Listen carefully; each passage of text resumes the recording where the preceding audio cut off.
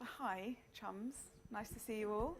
I'm going to talk about this, and I'm going to blow your mind, or at least make you go, So, yeah, my talk is circular is a new straight. So I'm basically going to be talking about how circular economy needs circular design. And it's just going to be a high-level kind of introduction to what that really means.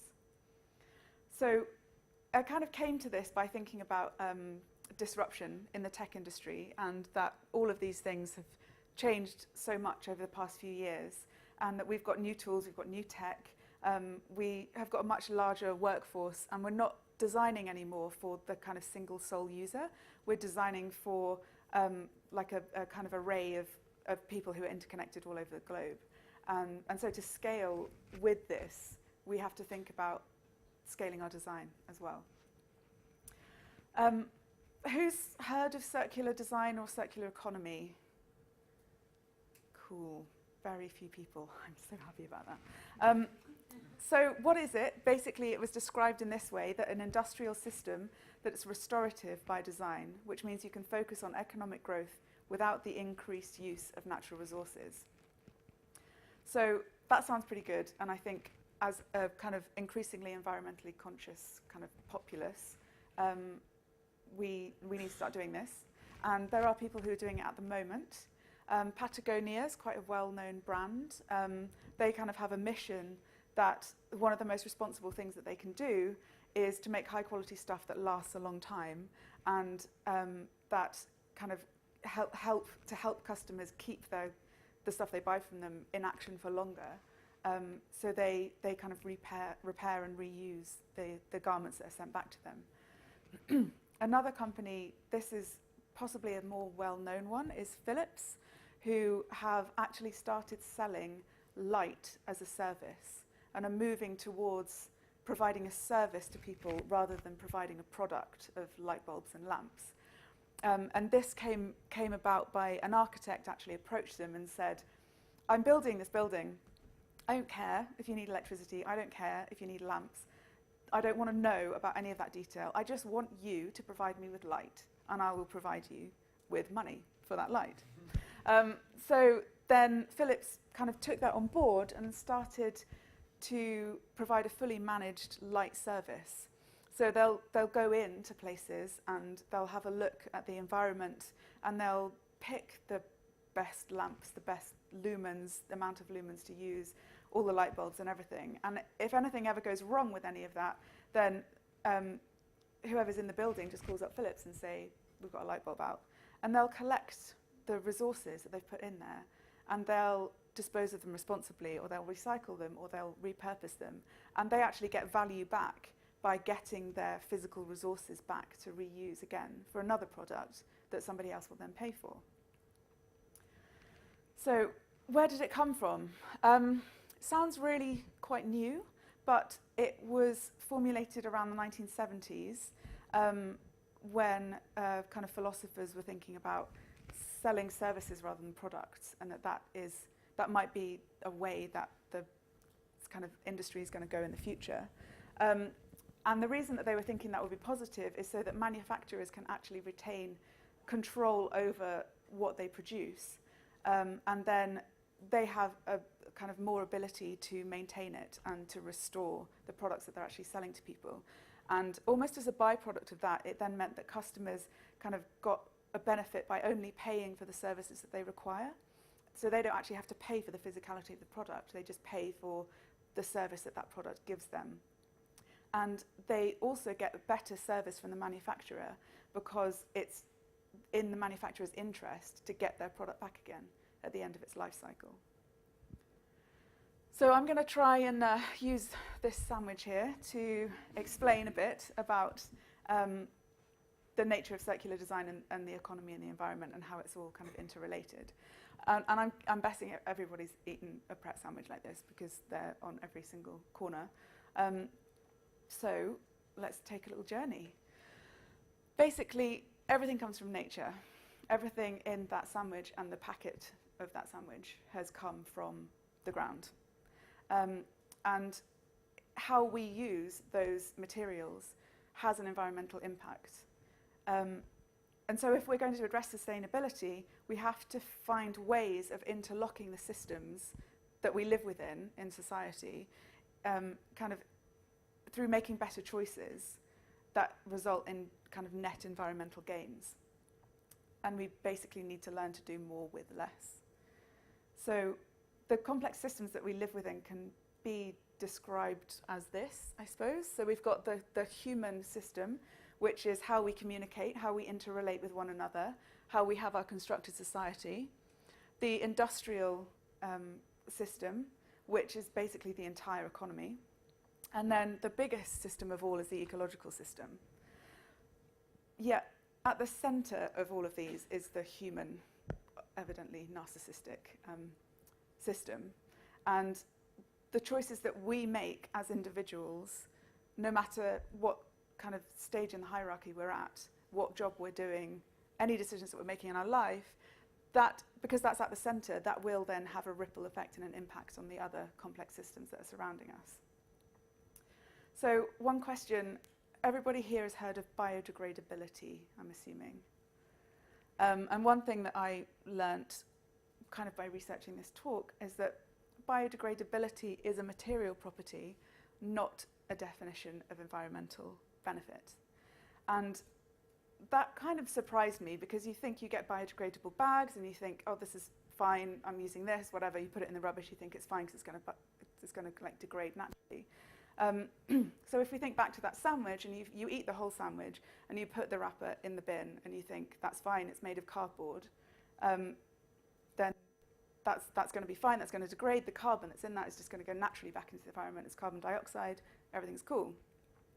But actually what happens is even the bag that it comes in, the wrapper itself, even if you don't finish the sandwich and you put the food in the bin, if it ends up in landfill, it's an anaerobic environment. So the carbon that's in that actually gets released as carbon, as methane, which is 25 times like more detrimental to the environment than carbon dioxide. And like, I'm not really a big environmental person, but just thinking, because I didn't finish my sandwich,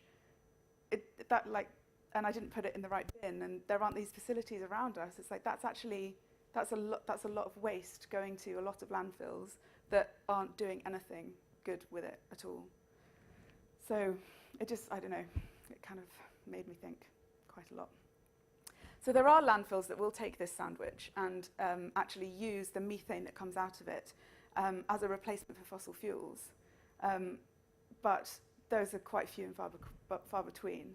So what we really need to start doing is start designing systems around this kind of stuff that enable the users, like us as the users, to be able to have a positive impact on the world that we're living in. So at the moment, we work in this kind of very linear way. And with an increasing population, this just isn't going to be sustainable anymore. We're not going to be able to take, use, and dispose and expect that to be able to go on forever. So we need to stop thinking about products having an end of life and start thinking about how they feed back in to the production system. And this is actually called life cycle thinking. And this is where every element of the production cycle considers what impact that's going to have on the environment. And it essentially considers it through like scientific processes. So just thinking about how we can naturalize these processes rather than trying to force them through manufacture. So consumption is the biggest problem, and design is one of the best solutions. And imagine if we started to reconsider how we design things and how we actually design the life cycle of the product that we're sending out into the world, and how many kind of innovative solutions we could come up with if we did start thinking that way.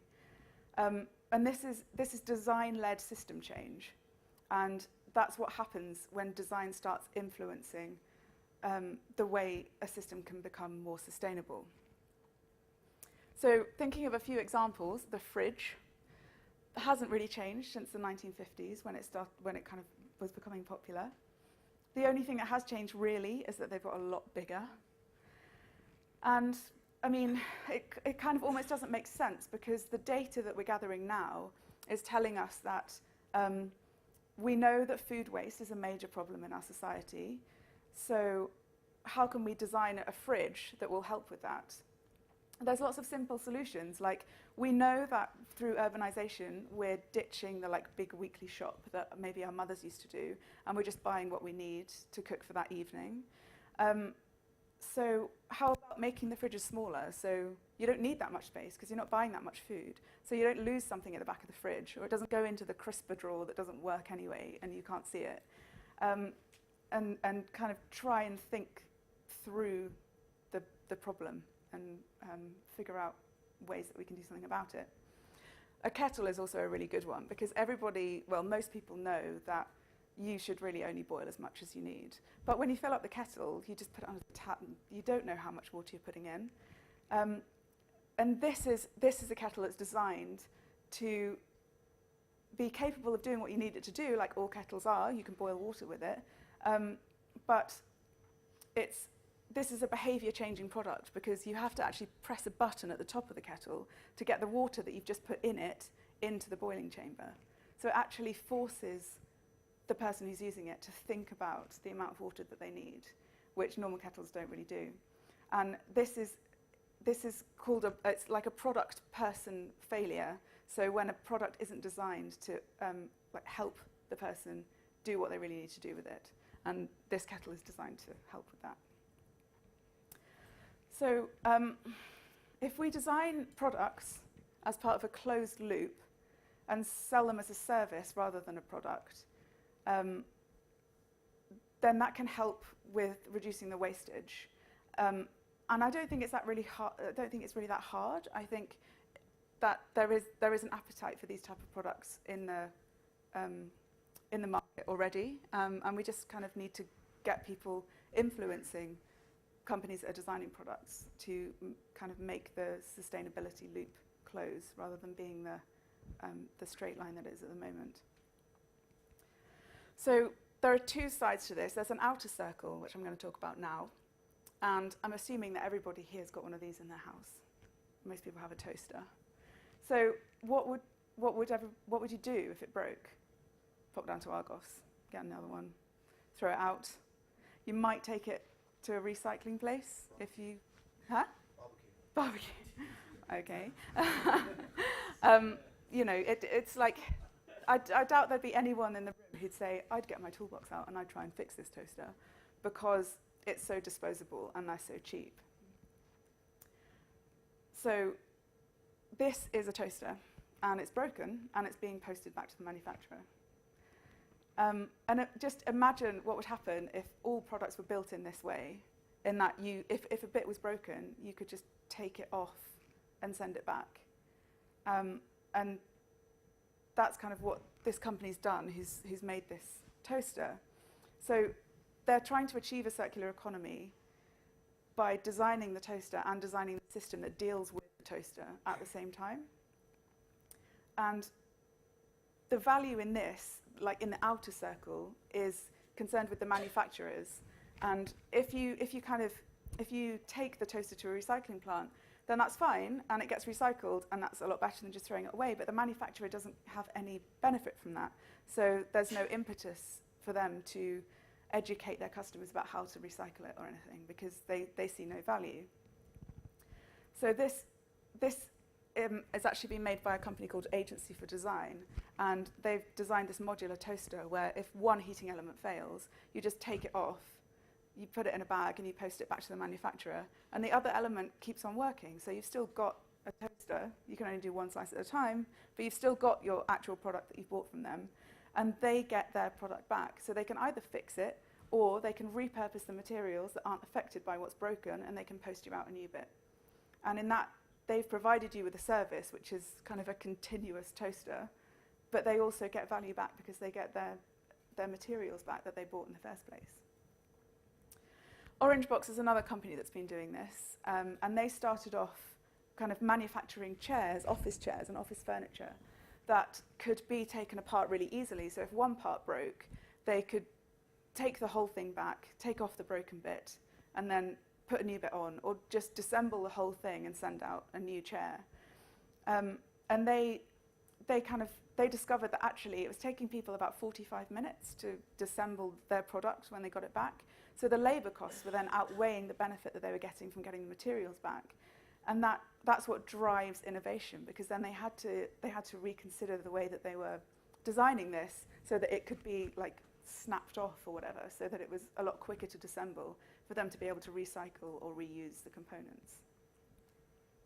So designing a product without an understanding of where it ends up is pretty useless, really. And simple design changes that make materials easy to recover, like having two elements that aren't linked and one can be taken off and posted back, is kind of the crucial thing to do. So manufacturers are starting to get the money back, and then they'll start actually thinking that it's a positive thing for them to be doing. They don't make changes any difference in the larger scheme of kind of recycling or anything like that, but they do make a change to the user, who knows that they're going to get the value from the service that they've bought, and to get users to stop thinking of things as products and possessions and just as like an ongoing service that they're getting. So that was the outer circle, and then there's also an inner circle, which is us. It's us as the consumers and us as the users. And the outer circle is kind of more considered with disassembling and kind of closing that loop so that materials get used over and over again. And the inner circle it's not that much talked about at the moment when you're talking about circular design, but this is much more concerned with repair and reuse. So thinking back to that toaster, the inner circle is more about manufacturers providing people who've bought the toaster with the knowledge and the wherewithal to actually fix the toaster instead of just throwing it away. So we actually have stuff like this in London, and this is the logo for the Restart project. And it's all across the city now. And it's basically, you have kind of a restart party, and people who know how to fix electronics will be there, and you can just go along with your electronic thing that's broken, take it to them, and they'll fix it. And the kind of side effect that they found with that is that apart from saving a lot of waste in the first year that they've been going, more than 500 people have had their electronic mentality shifted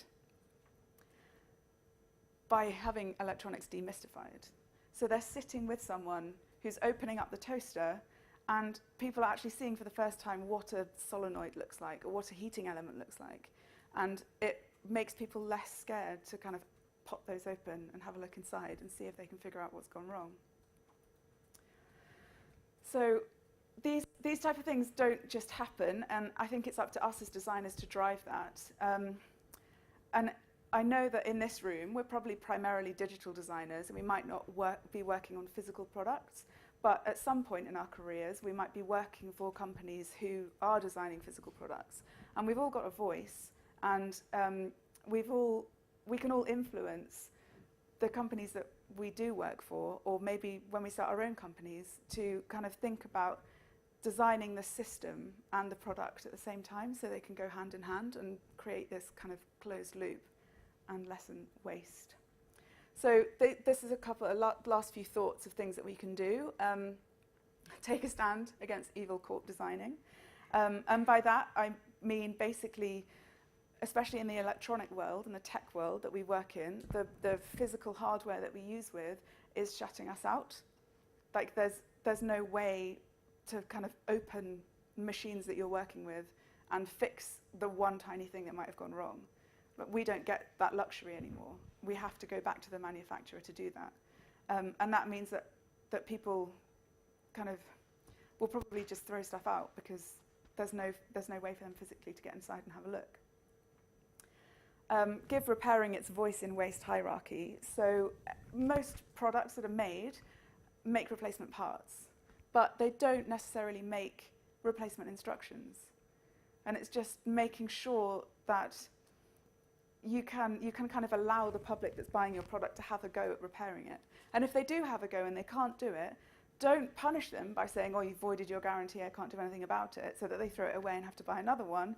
Actually reward them and take it back from them and repair it or give them a new one. And just start kind of thinking more like that. Most of the time, it does take more time to repair a toaster than it would to earn the tenner to go and buy a new one. So I think it needs to be positively reinforced that if you try this thing, then you're going to get a benefit back. Don't follow the trend in marketing shame. And this is, I kind of mean that, like, marketeers obviously want to sell products and they want people to buy the thinnest, sleekest, newest design all the time.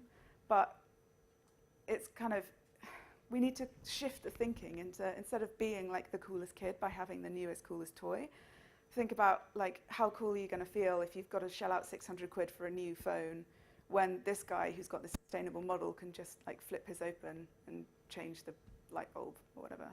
It's like we need to start thinking about the kind of not making recycling fashionable. Don't ask me how, but yeah, we do need to start thinking about it. And document disassembly for repair. Disassembly for recycling is getting a lot better, but manufacturers have kind of been hiding behind copyright and all kinds of stuff like that. So because they don't want how the product is made to necessarily be accessible to people, so they can make a rival product, which then has the kind of effect of not educating people in how their product can be repaired, because you need to know how it's made to be able to repair it. So, and my final thought is that the circular economy, kind of bringing that into the mainstream, is a really big creative challenge. But if anything is going to do it, then design thinking is what's going to be the thing that's going to make this happen. So that's that.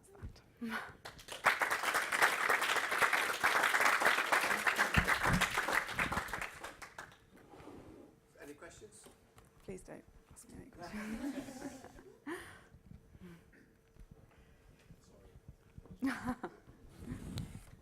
I didn't actually get what you do.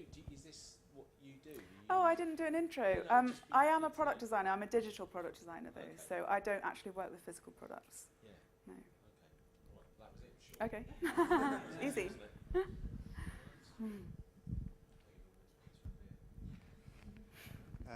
Yeah, awesome. Thank you very much, Clem. Thank you. All right, so we'll be back in here at